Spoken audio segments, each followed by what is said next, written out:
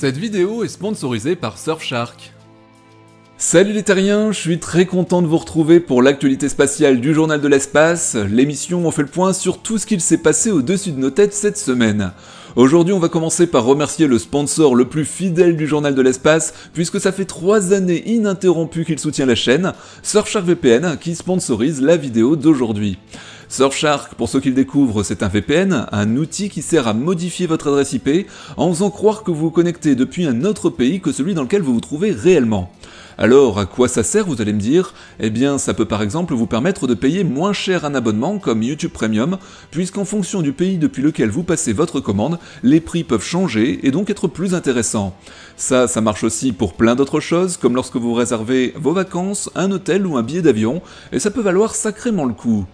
Un autre intérêt d'utiliser Surfshark, c'est si vous êtes accro aux séries, Surfshark VPN vous permet d'accéder à tous les contenus internet disponibles dans n'importe quel pays dans le monde sans être bloqué par votre localisation.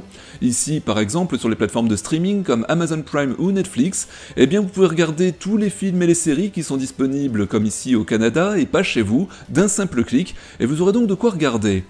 Avec le code ESPACE, vous pouvez bénéficier d'une offre exclusive Surfshark avec jusqu'à 4 mois supplémentaires gratuits.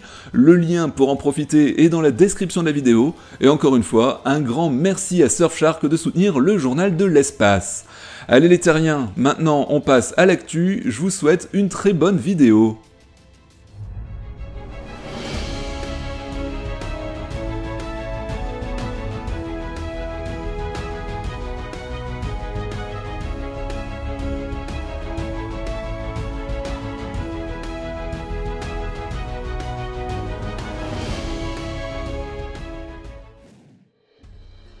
Grâce au programme Artemis, la NASA enverra des astronautes sur la surface lunaire pour la première fois depuis 1972. Même si les défis restent les mêmes, l'équipement a évolué du tout au tout. C'est le cas de la fusée, du vaisseau spatial, du système d'atterrissage prévu avec le Starship version lunaire HLS et les fameuses combinaisons spatiales dont on parle tant depuis plusieurs mois.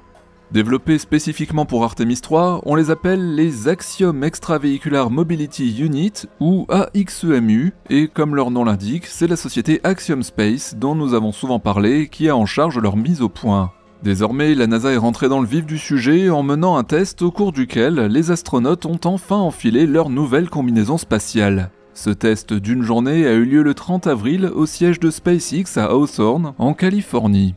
L'astronaute Doug Willock et l'astronaute d'Axiom Space Peggy Whitson ont pris place dans un modèle grandeur nature du Starship HLS de SpaceX. C'était la première fois que des astronautes s'entraînaient avec des combinaisons spatiales pressurisées et menaient des opérations simulées avec le matériel HLS. L'essai a fourni de précieux renseignements sur le Starship HLS et les combinaisons spatiales AXEMU. Les astronautes ont pu évaluer l'amplitude de mouvement des combinaisons et surtout enfin avoir une idée de l'intérieur du Starship HLS et de ses systèmes mécaniques. Plus précisément, on sait de Logan Kennedy, le responsable des activités de surface du programme HLS de la NASA, que la surface disponible dans le SAS, sur le pont et dans l'ascenseur, est suffisante pour le travail que les astronautes devront effectuer sur la Lune. En soi, c'est une bonne nouvelle, car cela valide le travail déjà effectué, sans perdre de nouveau de précieux mois de développement au moment où la pression calendaire est très forte sur le programme Artemis. Bon, maintenant qu'on sait que tout s'est bien passé, je suis sûr que vous souhaitez en savoir plus sur les tâches qu'ont effectuées les astronautes.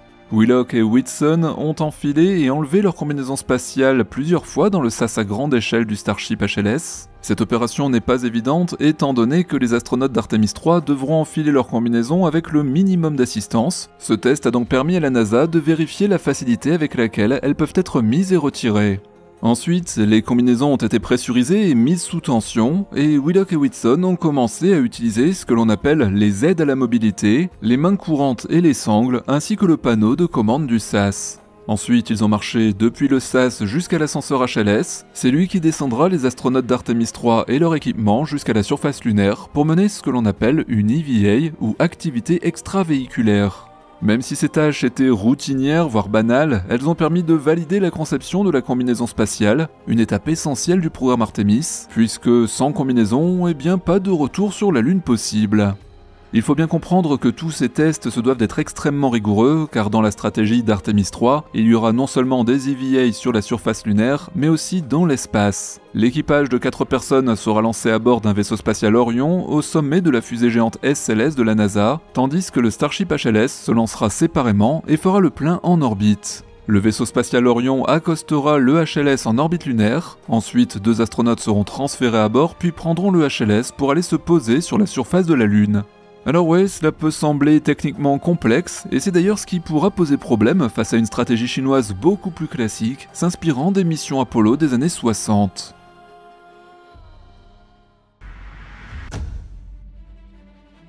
Comment l'apprentissage automatique, ou machine learning en anglais, peut-il aider les astronomes à trouver des exoplanètes semblables à la Terre ? Une équipe de chercheurs internationaux étudie comment un nouvel algorithme basé sur un réseau neuronal peut être utilisé pour détecter des exoplanètes semblables à la Terre. L'IA utilise ici les données issues de l'une des méthodes astronomiques de détection d'exoplanètes dites par vitesse radiale. Bon, avant d'aller plus loin, je pense qu'il est nécessaire de faire un petit rappel de ce qu'est l'apprentissage automatique et la méthode de détection par vitesse radiale. Les algorithmes de machine learning apprennent de manière autonome à effectuer une tâche ou à réaliser des prédictions à partir de données et améliorent leur performance au fil du temps. C'est en fait une sous-catégorie de l'intelligence artificielle. Pour ce qui est de la méthode radiale, il s'agit d'une technique qui a permis aux astronomes suisses Michel Mayer et Didier Queloz de détecter la première exoplanète. Cette technique de détection est celle qui a fourni le plus de résultats à l'heure actuelle. Elle est encore très utilisée et utilise un phénomène physique appelé effet Doppler-Fizeau. Concrètement, le mouvement d'une planète autour de son étoile va provoquer un très léger mouvement de recul de celle-ci. C'est ce recul que l'on mesure, et si celui-ci se répète à intervalles réguliers, il y a de grandes chances que ce soit dû à une planète. Bon, maintenant que tout ça est plus clair pour vous, vous pouvez facilement comprendre que l'intelligence artificielle va énormément aider les astronomes à développer des méthodes plus efficaces pour détecter les exoplanètes semblables à la Terre, qui sont de faible masse. Et oui, qui dit faible masse, dit aussi influence beaucoup plus faible sur l'étoile. Le très léger mouvement de recul de l'étoile que j'ai évoqué juste avant est donc bien plus dur à détecter, puisque bien plus faible que pour une planète plus grosse de type Jupiter par exemple. Pour l'étude, les chercheurs ont appliqué leur algorithme à 3 étoiles pour vérifier sa capacité à identifier des exoplanètes, notre Soleil, Alpha Centauri b et Tau Ceti. Pour info, Alpha Centauri b est localisé à environ 4,3 années-lumière de la Terre, et Tau Ceti à environ 12 années-lumière de notre planète. Après avoir inséré des signaux planétaires simulés, les chercheurs ont découvert que leur algorithme avait réussi à identifier des exoplanètes simulées avec des périodes orbitales potentielles comprises entre 10 et 550 jours pour notre Soleil, 10 et 300 jours pour Alpha Centauri, et 10 à 350 jours pour Tau Ceti. Il est aussi important de noter qu'Alpha Centauri b a actuellement eu plusieurs détections potentielles d'exoplanètes, mais non confirmées, tandis que Tau Ceti compte actuellement 8 exoplanètes répertoriées comme non confirmées dans son système. L'algorithme a aussi identifié que Alpha Centauri b et Tau Ceti auraient potentiellement des exoplanètes environ 4 fois plus grandes que la Terre, et également dans les zones habitables de ces étoiles.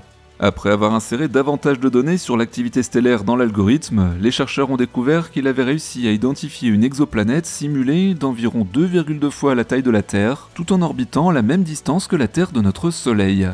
Bon, la très bonne nouvelle, c'est qu'un tel algorithme pourra être utilisé prochainement sur le futur télescope spatial Plateau de l'Agence spatiale européenne, dont le lancement est prévu pour 2026. Comme James Webb, il sera stationné au point de Lagrange Soleil-Terre L2, et ce petit bijou de technologie va scanner jusqu'à 1 million d'étoiles en mettant l'accent sur les exoplanètes rocheuses. Voilà donc une chance supplémentaire de détecter le Graal de tout astronome, une Terre 2.0.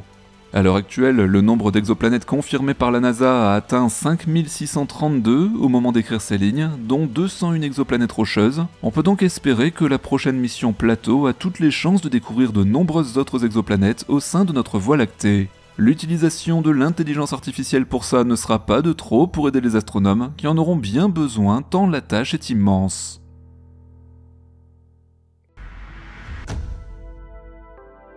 Le premier satellite en bois au monde vient d'être construit par des chercheurs japonais qui ont annoncé que leur engin cubique allait décoller à bord d'une fusée de SpaceX en septembre. Alors attention, ici il s'agit d'un tout petit satellite, chaque côté de l'appareil expérimental développé par des scientifiques de l'université de Kyoto et de la société forestière Sumitomo Forestry ne mesure que 10 cm, mais comme on dit, il faut bien un début à tout. Alors vous allez me dire, mais pourquoi faire un satellite en bois ? Eh bien, les créateurs de ce curieux concept s'attendent à ce que le matériau en bois brûle complètement lorsque l'appareil rentrera dans l'atmosphère, ce qui va permettre d'éviter la génération de particules métalliques lors de son retour sur Terre. Il se trouve en effet que selon des études récentes, ces particules métalliques pourraient avoir un impact négatif sur l'environnement et les télécommunications.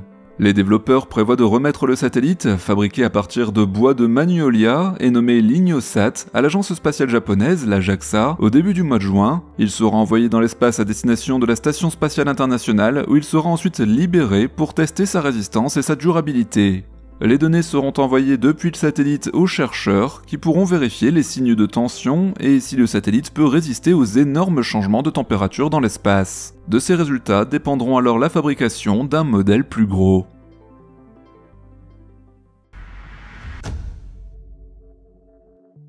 Le drapeau déployé sur la Lune par les missions Apollo avait fière allure, symbole d'une course à la Lune entre deux blocs que tout opposait. Mais aujourd'hui, après plusieurs décennies, il doit être en piteux état, constamment bombardé par le rayonnement solaire intense et agressé par les écarts de température. Plus de 50 ans après, des scientifiques chinois ont réussi à développer un drapeau spécial fait de fibres de basalte qui est censé durer beaucoup plus longtemps. Un exemplaire a justement été déployé la semaine dernière par la sonde lunaire Chang'e 6. Cette nouvelle technologie permet de résister aux fluctuations de température, aux conditions de vide poussées et au fort rayonnement ultraviolet. C'est aussi le premier drapeau à flotter sur la face cachée de la Lune. La fibre de basalte a été développée par l'université textile de Wuhan et ça n'a pas été de tourpeau. La grande difficulté, c'est de tisser ces nouvelles fibres qui sont lisses, cassantes et fragiles. Il faut aussi garantir que les couleurs ne s'altèrent pas dans le temps. Le résultat est à la hauteur de ces difficultés. La fibre de basalte fournit une isolation thermique et une résistance aux radiations exceptionnelles, ce qui est crucial pour résister à l'environnement lunaire. Un détail intéressant, il faut savoir que le drapeau de Chang'e 6 a la même taille que celui de la mission Chang'e 5, 30 cm sur 20, semblable à une feuille de papier A4. Par contre, les fibres de basalte du drapeau Chang'e 6 sont presque 2 fois plus denses que celles du drapeau Chang'e 5, et grâce à de nouvelles fibres bien plus fines, ce drapeau ne pèse que 11,3 grammes, soit 0,5 g de moins que le drapeau Chang'e 5. Et oui, vous le voyez, même en textile de pointe, la Chine réalise des exploits. D'un point de vue plus général, la fibre de basalte ne sert pas qu'à faire des drapeaux. On sait d'ailleurs que les équipes chinoises prévoient d'utiliser ces fibres de basalte pour leur résistance à la chaleur et leur caractère ignifuge dans les vêtements et sacs de protection lunaire. Par exemple, on sait que les combinaisons classiques résistent à une température de 550 degrés Celsius. Avec la fibre de basalte, cette résistance dépasse les 1600 degrés, c'est donc presque 3 fois supérieur. Si ce n'était pas encore suffisant, les fibres de basalte sont également très rentables, elles sont bien moins chères à produire que les fibres de carbone ou de quartz, qui sont ses concurrents directs. Voilà les terriens, maintenant si vous voyez le drapeau chinois sur la Lune, vous saurez qu'une technologie incroyable a été déployée, comme quoi le spatial est source de recherche et de développement à tous les niveaux.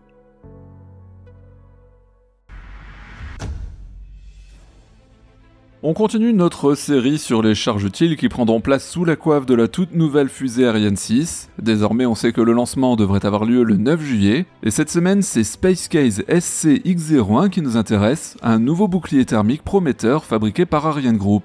Au cours de sa mission de 3 heures, SpaceCase restera attaché à l'étage supérieur de la fusée avant de se détacher quelques minutes avant une désorbitation contrôlée, tandis que l'étage supérieur sera détruit pendant la rentrée. Comme toute fusée classique qui se respecte, l'étage supérieur est conçu pour brûler sans danger. Le SpaceCase X01, lui, est conçu pour résister à la chaleur intense générée lors de la rentrée à des vitesses de 28 000 km/h. La plupart des vaisseaux spatiaux utilisent des matériaux que l'on appelle ablatifs pour la protection thermique. Ils brûlent en couches pour gérer la dissipation de la chaleur. SpaceCase, lui, utilise une approche différente avec son bouclier de protection thermique en résine de carbone qui sert également de structure à la capsule. Cette conception réduit le poids, simplifie la construction et va forcément réduire les coûts.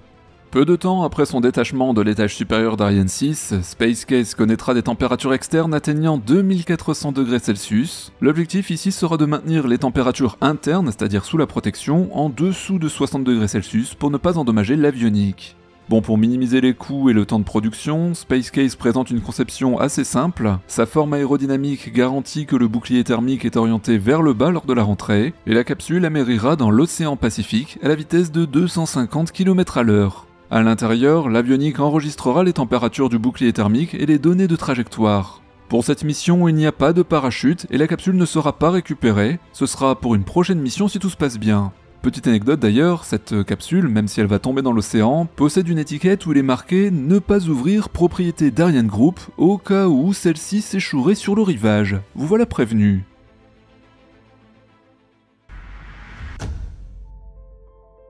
Les astronautes de la NASA, Butch Wilmore et Sonny Williams, testent actuellement le vaisseau spatial Starliner de Boeing, amarré à la Station Spatiale Internationale. Cette mission vise à collecter des données pour la tant attendue certification par la NASA du Starliner. Le but est d'assurer des missions régulières vers la station spatiale. Les astronautes ont réalisé plusieurs opérations essentielles, on peut citer la mise hors tension et sous tension du vaisseau spatial pour tester le mode de puissance minimale lors des missions opérationnelles, également des contrôles pour garantir que le vaisseau spatial peut soutenir un équipage avec son propre air et ses consommables en cas d'urgence. Enfin, un autre aspect essentiel, il faut s'assurer que le vaisseau est concrètement habitable pour 4 personnes. Pour ça, les 2 astronautes ont pris place à l'intérieur de la capsule pour tester la circulation de l'air et les positions assises. Les équipes au sol surveillent également les performances du Starliner et planifient son retour le 18 juin, c'est-à-dire la semaine prochaine. L'un des propulseurs du système de contrôle d'attitude, de petits moteurs qui permettent de piloter la capsule dans l'espace, reste désactivé suite à un petit souci détecté lors du lancement. D'ailleurs, les équipes au sol prévoient de tirer les 28 propulseurs, que l'on appelle les RCS, juste après le désamarrage, pour collecter des données supplémentaires. Les ingénieurs surveillent également 5 petites fuites dans les collecteurs d'hélium du module de service et évaluent une vanne d'isolement du carburant des RCS qui n'est pas correctement fermée. Malgré ces problèmes, le vaisseau spatial dispose d'une marge suffisante pour autoriser le voyage de retour, ce qui entre nous est tout de même rassurant après tous les soucis qu'a connus cette capsule. Afin d'assurer la sécurité des astronautes, les chefs de mission continuent de travailler sur le plan de retour, y compris sur la tolérance aux pannes et les solutions alternatives possibles. On sait que la NASA et Boeing organiseront une téléconférence avec les médias avant le départ pour fournir des informations avant que Starliner ne se détache de la station. Merci d'avoir suivi l'actualité spatiale avec le journal de l'espace et merci au sponsor Surfshark de soutenir l'émission d'aujourd'hui. Vous retrouverez tous les détails de leur offre promo dans la description. N'hésitez pas à me donner votre avis sur la vidéo en commentaire, toutes les propositions pour améliorer l'émission sont les bienvenues et n'oubliez pas comme d'hab le pouce de YouTube. Je vous dis à ce week-end avec le journal de la Starbase. Ciao les terriens.